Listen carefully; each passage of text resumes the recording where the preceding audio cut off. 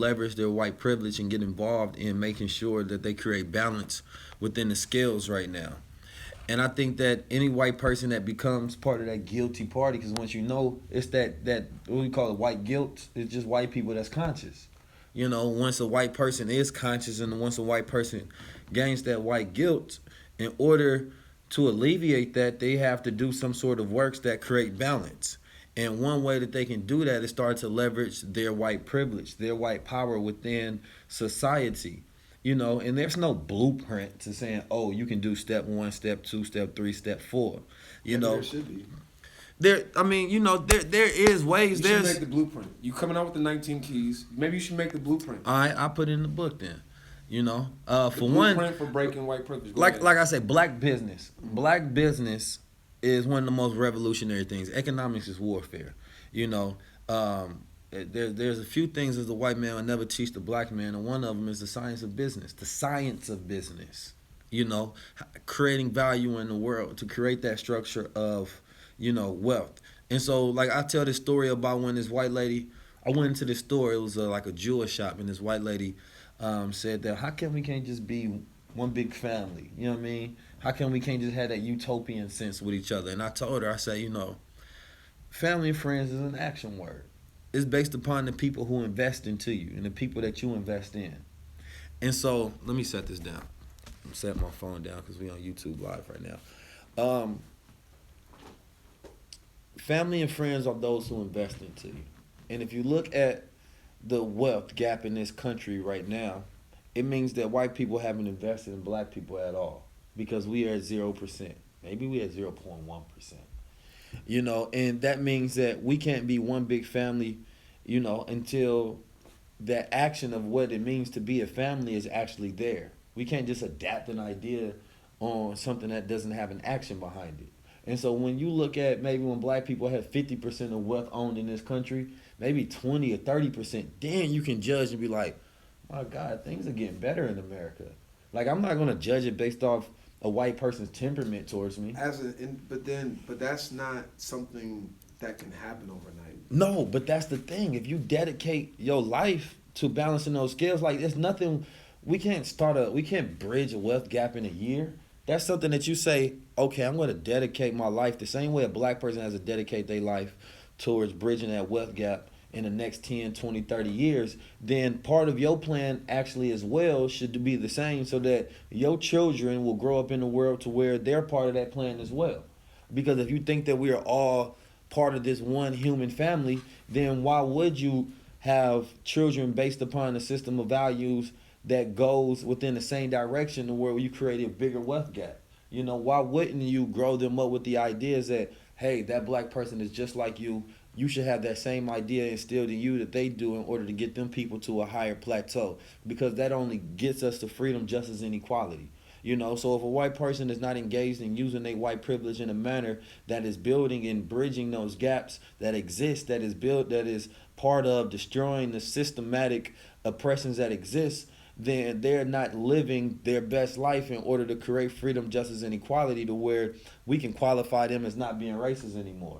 Because it ain't about one person. It ain't about if your friends are actively racist. It's not about none of that. It's about the entire system as a whole. And then it's about those who have power and what power looks like. I think the point you bring up about business is important because, like you said, that's really where, a lot matters. A lot's based off of the actual numbers, right? And bringing that back. But there's other ways too, right? So one thing I always think about, and this is, I'm sure you're going to have a different perspective because you didn't grow up in a black church, is I always think about, like, the black church, for example, and the sanctity of it in terms of, I've always been one who, I'm big on diversity. You'll see throughout this podcast. Right. That's one of my big beliefs. I honestly feel like diversity, having other perspectives, even if you don't agree with them, adds value. And just diversity in all senses of the words. But I always think about with the black church, for example, was one of the things I wanted to tell this my former classmate is you should, if you are religious and you do go to church, something like that, go to a black church. And the reason being is because, like, for black people, we have to. That's the whole idea of white privilege, right? There's so many things that we have to do, have to endure being in this country. Whether it's like I told you about my school experiences, or my work experience, where I started off in public accounting, was one of 8 black people out of 600. You know what I'm saying? In my business in San Jose, so we're always in those situations where it's like this is the reality for us, and that the white privilege is basically not being able. You don't have to be in those situations because everybody around you it looks like you. Right. You know, so if you put yourself in positions where you don't have to be in those positions, but you do it, I think that is something that would be helpful. But then on the flip side is the sanctity of the black church. It's important to have something that is just us. Do you know what I'm saying? Like, I think there's 2 sides to that, and I don't think really there's a right answer. But Well, also I would say that they can find white people who are leveraging it. You know what I mean? Find white people who are serving that example. What do you mean by that? So, like Robert Kennedy, right? Robert Kennedy works with the Nation of Islam, and they talk about vaccinations, and they talk about how certain vaccinations were targeted towards black communities and causing autism within the black community. And he brought this information to the Nation of Islam, and they have been having rallies on the CDC and bringing certain information to light. And so he's leveraging his position of power and white privilege to add validity to a situation that affects black people, births and all of those different things. And so when you look at a person that's leveraging their white privilege in the correct manner, then gives you more ideas on how you can leverage yours in the right way. Look at and find all of those white people who are doing something, and see if you can establish a blueprint to how you can leverage yours. Because the thing about it is, no, you making the blueprint. What you mean? Black people, but at the same time, I feel like black people, we got to stay so focused that we don't have, like, I'm the book. If I put it in the book, then white people go buy it, so that's cool. But the thing about other black people telling white people what to do is we just don't have time for it. Like, we don't have time to preach to the opposition. You know what I mean? Because we still haven't built the structure within us. And so that's why a lot of people are stupid with the ideas of what white people can do, because we still trying to figure out how we can work together. Because our greatest power is our unity. It's not really about what white people can do for us. It's about what we can do for ourselves. Because I've always grown up on the notions of independence, being self-independent. And so that power of recognizing our power is the power that we need to have.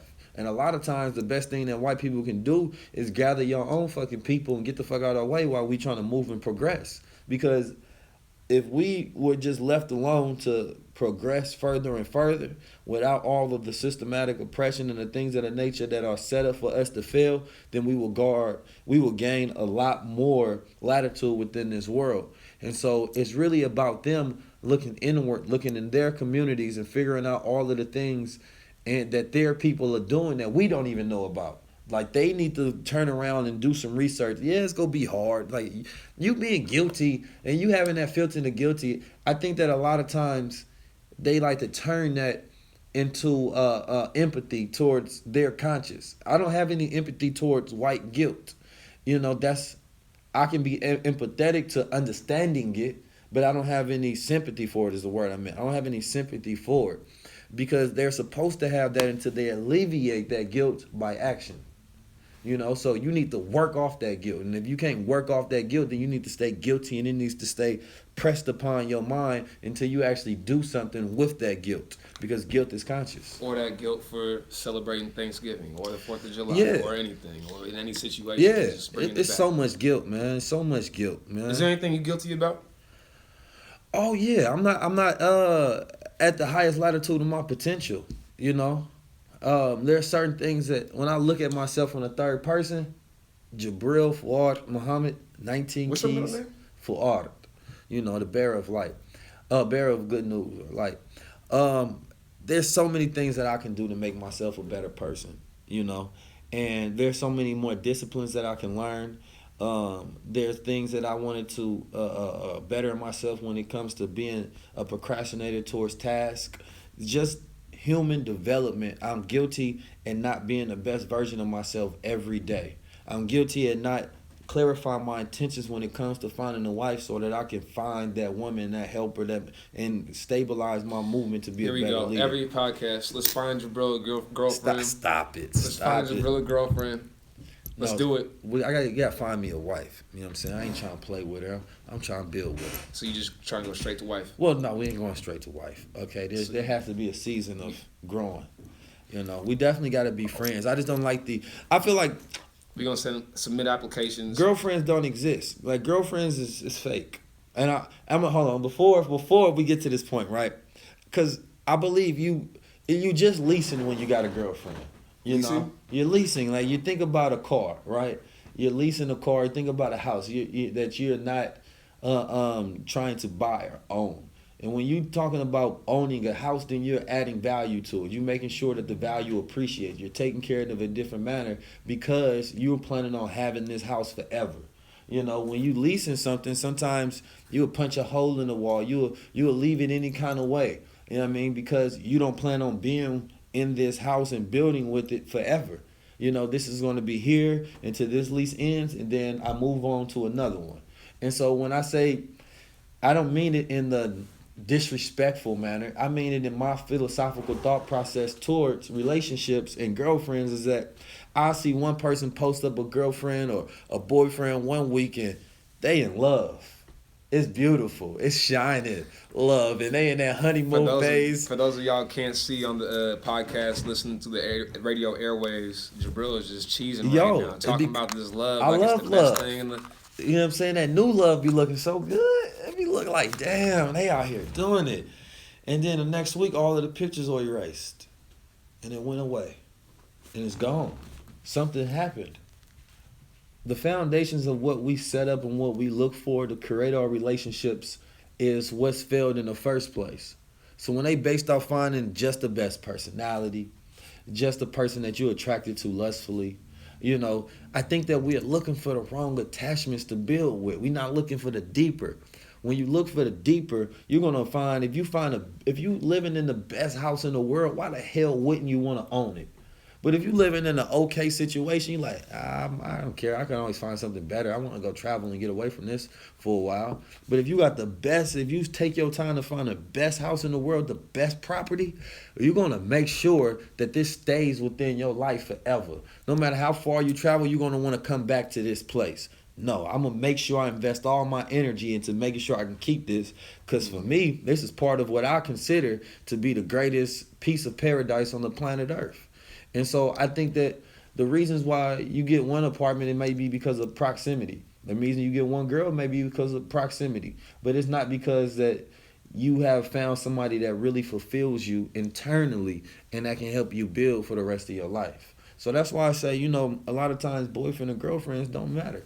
You know, because that person can be here 1 week and then gone the next. Or 1 month and then gone the next. So I see people who've been in relationships for 10 years sometimes. And I'm like, how is that possible? Like, don't you know when you have a relationship for something that long that it can end like this? And you have nothing like set up at all between you all to keep you together besides the emotional attachment and the feeling that if we do break up, you're going to feel like you've wasted all your time. I think that guilt, I think a lot of times keep people together. It's like, damn, if we break up now, then, you know, our friends, our family was right that we was wasting our time, that I was just playing with you. And all of this time that we spent together was baseless and pointless. Or anything about somebody's ideas of success. I mean, really, right. That's the bigger. But for some people, the process of having a girlfriend or a boyfriend, that courting process does lead to real love and real foundation How are building. we talking about this? You were talking about guilt, and you feel guilty because you don't have a girlfriend? No. Because you don't have a wife. A wife. That's what a wife. I don't feel guilty I don't have a girlfriend. You know? You're guilty because you don't have a wife. Yeah. And you should. Yeah. Because you let her go. No, I ain't let her go. I don't think I found my wife yet. I had a post yesterday on Instagram that sometimes you find what you're looking for, but you just keep looking. You know, it's like finding that right house and you like, I want to keep looking for more. Why? You found it already. That's the one. But you got to be in tune with yourself and know what you want to clarify, what you want in order when you see it to know that that's it. You've heard the term plenty fish in the sea, right? Yeah. You sound It is. juiced about that. No, because that's gonna bring me to another thought, man. Well, that's what this podcast is about. 'Cause, you know, man, plenty of fish in the sea. The whole thing is, and this is just one of my theories. The best advice I've ever got probably in my life. The best advice I've probably ever got in my life, and I'm not 100% sure if it connects to what we're talking about now, but I don't know why I thought of it, and nothing's random, so I'm gonna just go. My high school college counselor, I asked her, I was applying for a bunch of different schools that I wanted to get into, and I said, what do I say in these essays and whatnot to make like the best impression, to make these colleges want me, to make, you know, whatever the case is, to get into the schools that I want to get into. I'm gonna end this. Go ahead and end it. I asked her that question.